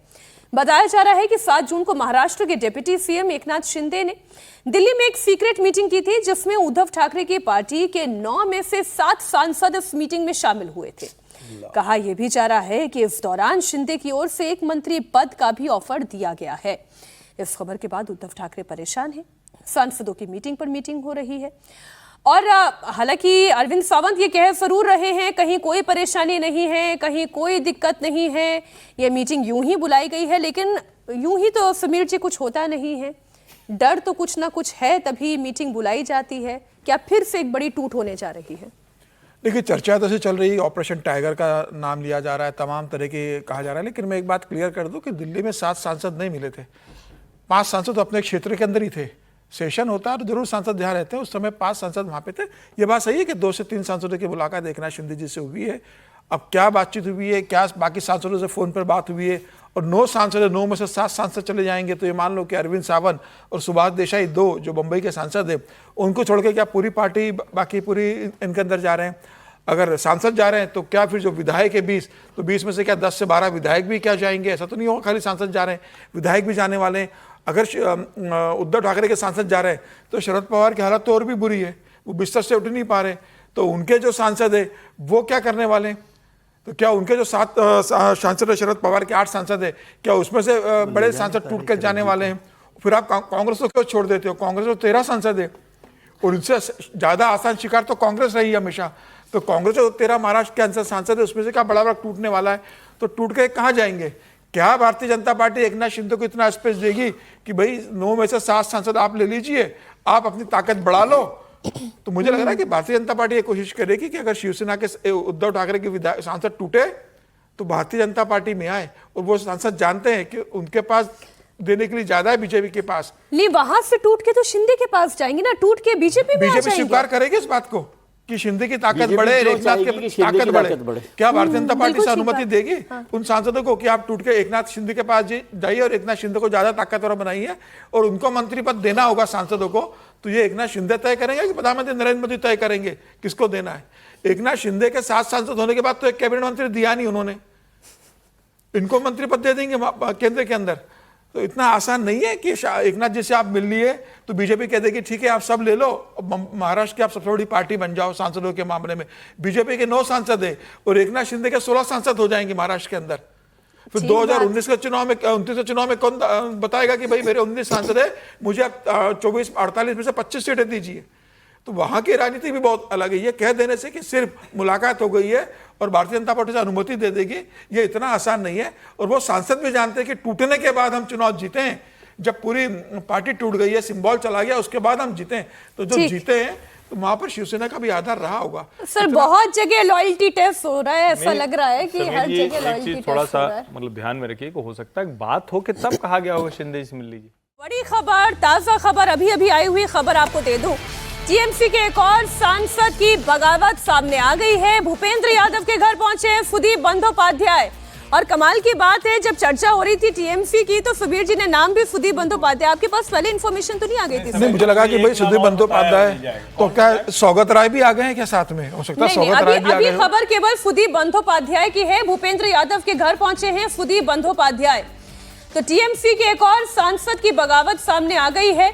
सुशील घोष जो हैं वो प्रिय बंधु मीडिया के संपादक हैं, उनसे मैंने पूछा था कि क्या क्या हो सकता है वहां पर, तो उन्होंने ये कहा था समीर जी कि आप एक ममता बनर्जी और एक अभिषेक बनर्जी, इन दो को छोड़ के आप किसी की गारंटी नहीं ले सकते, कोई भी जा सकता है, कुछ भी हो सकता है। नहीं, दो चीजें और बता। हाँ। दो लोग आएंगे भी तो लतियाए जाएंगे, उनको एंट्री नहीं है। दो लोग मोइत्रा नहीं, कीर्ति आजाद और शत्रुघ्न सिन्हा, मैं नाम नहीं लूंगा, लेकिन जो भी ये बोल रहे हैं दोनों को नहीं है, कल्याण बनर्जी हो सकता है, लेकिन एक आध दो लोग ऐसे हैं कीर्ति यादव, भारतीय जनता पार्टी नहीं है, बाकी सब वो इसलिए नहीं आ पाए क्योंकि उनको बीजेपी लतिया देगी। तो बड़ी खबर आपको दे दें, टीएमसी के एक और सांसद बागी हो गए हैं। नाम सुदीप बंदोपाध्याय है। 19 से कितनी गिनती आगे बढ़ी, ये 20 तक आ गई है। 19 का लेजर कल सामने आया और अभी 48 घंटे हैं। 48 घंटे क्योंकि सोमवार को लोकसभा स्पीकर से मिलने का समय मिला है टीएमसी के जो बागी गुट के हैं, तो मुझे लग रहा है कि वो अभी कोशिश कर रहे होंगे कि जब जाए लोकसभा स्पीकर से मिलने तो कम से कम हम 22-23 का आंकड़ा लेकर जाए। और ममता बनर्जी के पास सिर्फ ममता बनर्जी बची रहे, अभिषेक बनर्जी बचा रहे। वो कोशिश तो ये भी कर रहे हो कि कल्याण बनर्जी भी इनके साथ आ जाए। ये वो कोशिश, क्या कल्याण बनर्जी भी इनके साथ आने वाले हो सकता है कि इनके साथ अभी सौगत राय की भी बात चल रही है कि सौगत राय भी को तैयार किया जा रहा है। तो 48 घंटे बहुत महत्वपूर्ण है। अगर ये 23-24 का आंकड़ा इकट्ठा कर लेते तो फिर तो मुझे लगता है कि ममता बनर्जी को राजनीतिक संन्यास ले लेना चाहिए। बहुत सीनियर लीडर हैं विजय जी, जो 6 बार सांसद रहा हो, वो भी अब ममता बनर्जी कोलकाता उत्तर से सांसद है। हाँ। कोलकाता उत्तर से सांसद है। 6 बार के सांसद ममता बनर्जी का साथ छोड़कर भूपेंद्र यादव से मिलने पहुंच गए हैं। ये अध्याय क्या है? अध्याय क्या, 6 बार के सांसद रहे हैं ना सुदीप बंदोपाध्याय। अभी तो जो लोग ममता बनर्जी के नाम पर जीते हैं विधायक और सांसद, वही चले गए। तब सुदीप के पास तो वैसे भी बहुत दिन से इंतजार वो कर रहे होंगे, हालांकि वो उनके बहुत कॉन्फिडेंट लोगों में से माने जाए। देखिए, ये सारा का सारा गेम हम लोग रोजाना चर्चा कर रहे हैं कि विचारधारा और कोई धारा कुछ नहीं है, केवल सत्ता का खेल है। आप सत्ता के साथ नहीं हैं, आज की तारीख में आपके पास सत्ता नहीं है, इसलिए जिसको जहाँ जगह मिल रही है, बल्कि आप तो मुझे लग रहा है कि कहीं इस तरह का कंपटीशन चल रहा है, भैया मैं पहले निकल जाऊं, कहीं वहाँ पर ही गाड़ी भर ना जाए, रूम ना बढ़ जाए, तो वो वाली स्थिति चल रही है। ये वो लोग हैं सर जो 4 मई के पहले ममता बनर्जी को लोग भविष्य का प्रधानमंत्री बताते थे। हाँ, वही कह रहा हूँ ना, भविष्य का प्रधानमंत्री बनाते थे और खड़े रहते थे उनके दरवाजे पर। जो आज अभिषेक के लिए भी कर रहे हैं, उन लोगों को भी पूछिए कि वो अभिषेक के लिए किस तरह की बात कर रहे हैं, क्या नहीं कर रहे। तो ये सब चलता रहता है सत्ता में। नहीं, मैं ये जानना चाह रही हूँ सर कि ये बगावत करके अलग गुट बना रहे हैं या बगावत करके बीजेपी में शामिल हो रहे हैं? ये केवल टेक्निकल बात है ना। टूट क्या रहा है? टूट रहा है घर ममता का, असली बात ये है। बाकी वो अलग ग्रुप बना रहे हैं, बीजेपी में नहीं शामिल होंगे, बीजेपी में शामिल लेकर जाएंगे, एक अलग ग्रुप बना कर रखेंगे। मीनाक्षी, पहली बात तो कि मैं इससे कतई सहमत नहीं हूं कि ये कोई घर और ममता जी का टूट रहा है। ये गिरोह छिटक रहा है। बिल्कुल।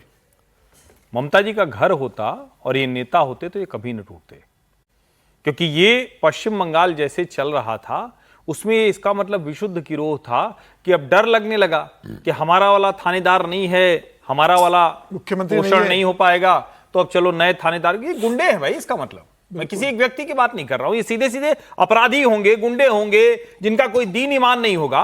और ये चर्चा देश के सामने बार बार होनी चाहिए। कुर्सी का मतलब ये थोड़ी ना है कि आप कुर्सी के लिए कुछ भी कर दें और उसके बाद कहें कि सत्ता में तो सब हो जाता है। ऐसा नहीं चल सकता है ना।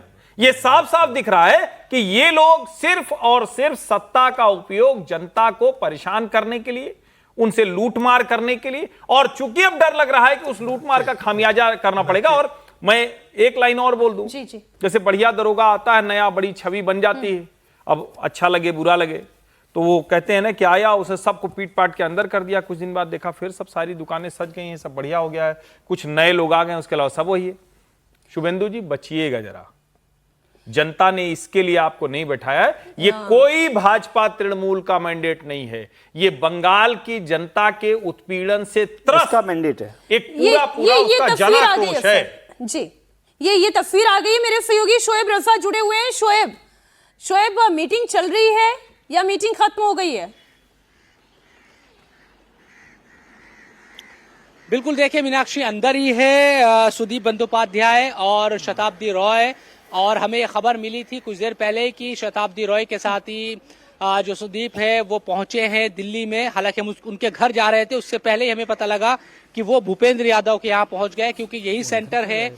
हम पिछले 4-5 दिनों से देख रहे हैं जो भी सांसद इस ग्रुप में शामिल होने के लिए, काकोली घोष के ग्रुप में शामिल होने के लिए आता है, पहले उनकी एंट्री यहाँ होती है, उसके बाद आगे की जो रणनीति है उसके बारे में उन्हें बताया जाता है और फिर आगे कहानी बढ़ती हुई दिखाई देती है। तो शताब्दी रॉय भी दिल्ली पहुंची है। आज सुबह से हम देख रहे थे कि कुछ सांसद यहाँ, कोई सांसद यहाँ पर उस जो काकोली घोष के ग्रुप का जो बनाया गया है उस ग्रुप से नहीं था। अब सुदीप यहाँ पर पहुंच गया। एक बड़ी बात जो सामने आ रही है वो ये है कि सुदीप की जो पत्नी है वो भी चूंकि विधायक है और अब तक वो उस बागी गुट में शामिल वहां पर विधायक के तौर पर नहीं हुई थी, क्योंकि विधायक भी वहां पर टूटे हैं टीएमसी के।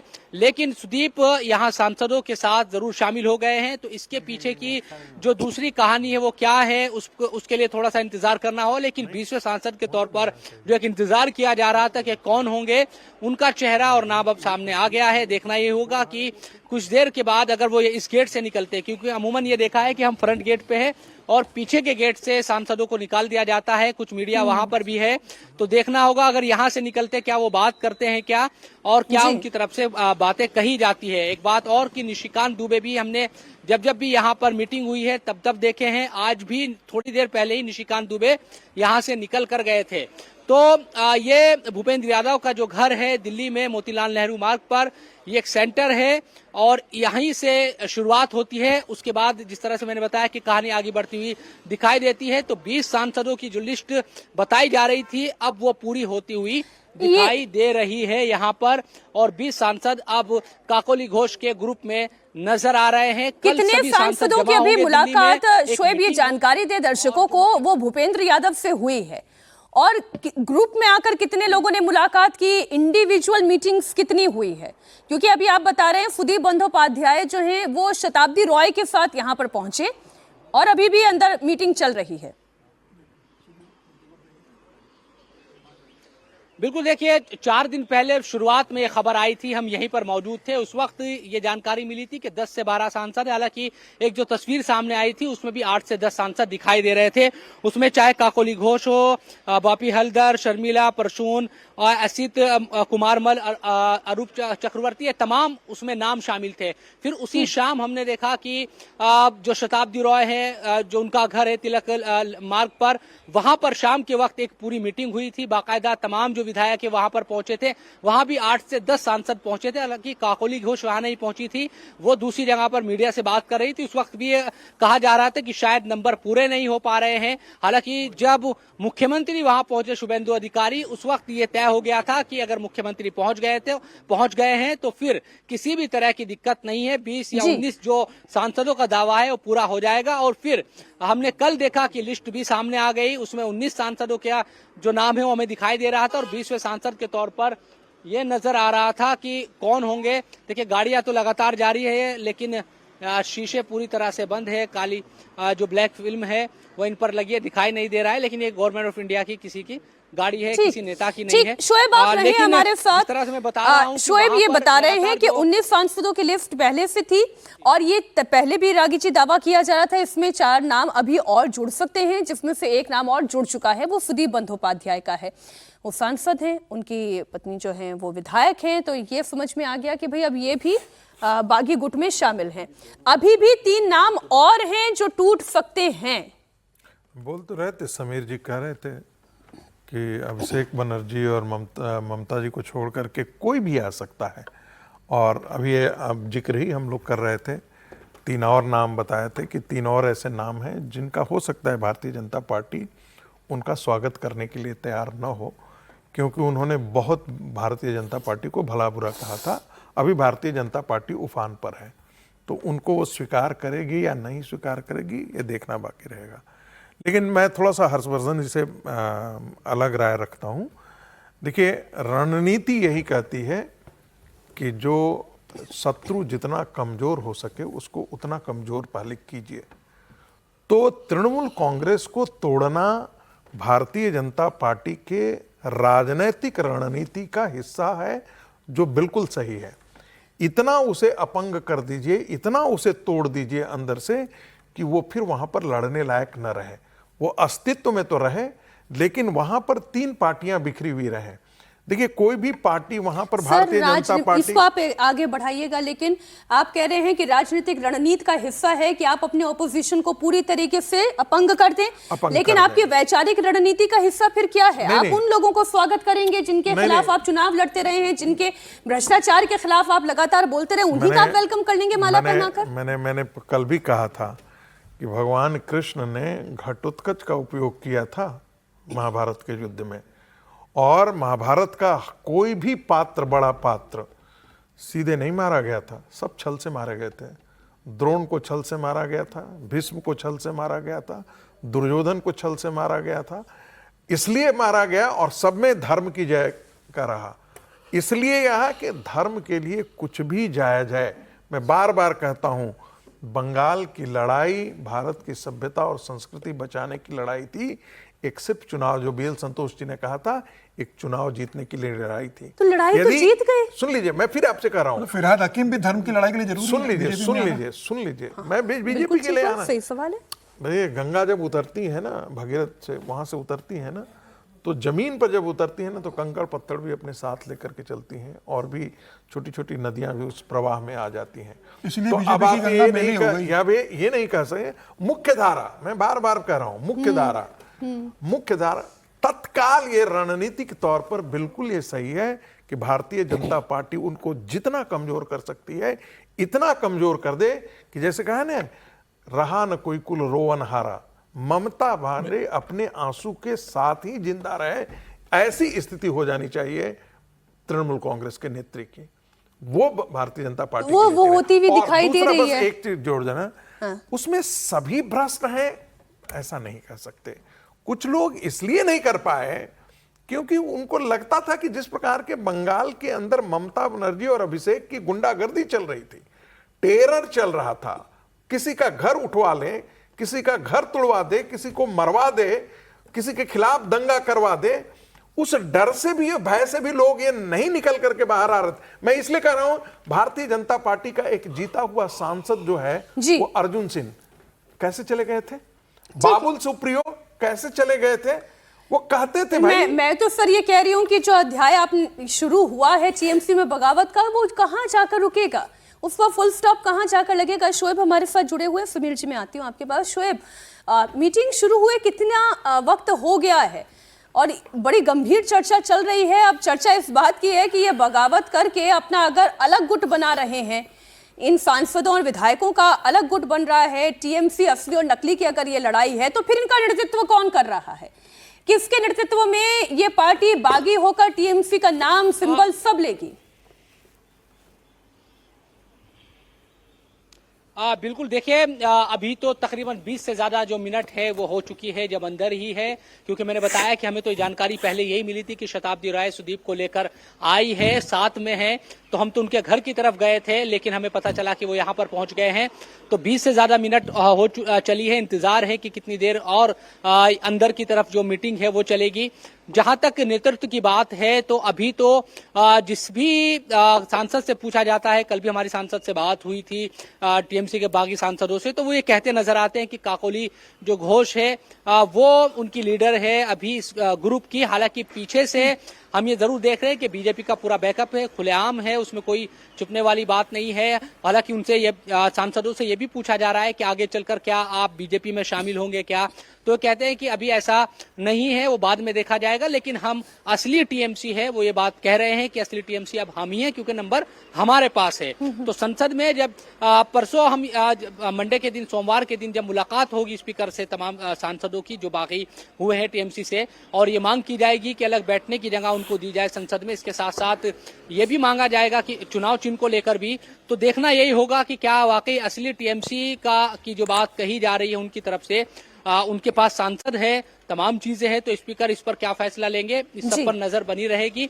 लेकिन 20 सांसदों की लिस्ट जो सामने आई कहा जा रहा था, उसमें 20वें सांसद का चेहरा और नाम हमने देख लिया है। अब आगे कौन और आ सकता है, भाषा हम देख रहे हैं कि सभी सांसदों की वो नजर भी आ रही है, जो ममता के पक्ष में है वो भी बोल रहे हैं। लेकिन ये बात सच है कि ज्यादातर सांसद अभिषेक बनर्जी से नाराज नजर आते हैं, जो ममता के साथ है वो भी, और जो खिलाफ है। बिल्कुल आप ठीक कह रहे हैं। मैं कल जब कैलकुलेशन कर रही थी समीर जी, वो कैलकुलेशन इस तरीके का है कि आपके अब कल तक तो 19 था, आज ये संख्या 20 की हो गई है। अब राज्यसभा के बचते हैं 5 का नंबर उनको और चाहिए। अगर ये राज्यसभा का 5 का नंबर और मिल जाता है, अब मैं इसे असली टीएमसी बोलूं या नकली टीएमसी, ये तो खैर अब कहना बड़ा मुश्किल हो गया है। तो एंटी ममता और ममता ऐसे करके चर्चा कर लेते हैं। तो जो एंटी ममता ग्रुप है वहां पर अब बस 5 सांसदों का होना और आवश्यकता है। नहीं, राज्यसभा का लोकसभा से अलग मामला होता है। देखिए, राज्यसभा में तो भारतीय जनता पार्टी विधायक भेजते हैं ना, भारतीय जनता पार्टी के बाद 208 विधायक तो भारतीय जनता पार्टी के, और जो बागी गुटे 60 वो भी भारतीय जनता पार्टी को। तो अगर वैसा देखा जाए 280-285 का स्ट्रेंथ है। राज्यसभा का सांसद इस्तीफा देगा तो नया राज्यसभा जाएगा, तो भारतीय जनता पार्टी जिसे चाहेगी उसे भेजेगी। जो इस्तीफा देगा या तो वो जाएगा या उसे किसी आयोग में जिम्मेदारी दी जाएगी। लेकिन टेन्योर खत्म होने तक तो है ही। हाँ, तो ठीक है ना। तो भारतीय जनता पार्टी को कौन सा वहां पर आजीवन उनको बना के रखना है? भारतीय जनता पार्टी को तो अपने बिल पास कराना है और 3 साल का देखना है। तो राज्यसभा का गणित तो कोई दिक्कत नहीं है। लेकिन ऐसा ऑफर, सुदीप बंदोपाध्याय जैसा ऑफर किसी को मिलेगा क्या? 1 पे 1 फ्री। लोकसभा का आ रहा है तो आपको विधानसभा में 1 विधायक फ्री मिल रहा है। इतना बेहतर ऑफर को मिलेगा। और अभी रागी जी जिक्र कर रहे थे गंगा का, तो इसी तो पापियों का पाप धोते धोते गंगा मेली हो गई भारतीय जनता पार्टी की। जो चाल चरित्र चेहरा था, इतनी पवित्र गंगा थी, ऐसे आ जाएंगे अजीत क्या बात है समीर जी, आज इसी नोट पर कहानी कुर्सी को मुझे विराम देना होगा। नहीं, मैं लेकिन समीर जी की बात से सहमत हूँ। भारतीय नहीं भाई, ये बहुत जरूरी रह जाएगा। देखिए, भारतीय जनता पार्टी के जितने भी वैचारिक मुद्दे थे, क्या नरेंद्र मोदी के रेजिम में जिस समय आप नहीं हुए ही, लेकिन वही समय था जब राम मंदिर बना था। कितनों को जोड़ेंगे, कितनों को तोड़ेंगे, पर मुझे ब्रेक पे जाना होगा। Uniform civil code, Shri Ram मंदिर जन्मभूमि की आपने बात की, वहां जो दान में चोरी का मसला है, मुझे लगता है बहुत गंभीर मसला है। आज समय नहीं बचा इसलिए हम लोग बहुत चर्चा नहीं कर पाए, लेकिन न्यास को सामने आकर स्पष्टीकरण ठीक से देना चाहिए। ये मसला इतना आसान नहीं है, बहुत गंभीर मसला है। जनता वरना न्याय करती है। न्याय का तराजू जो जनता के हाथ में है वो किसी भी पॉलिटिकल पार्टी के हाथ में नहीं है।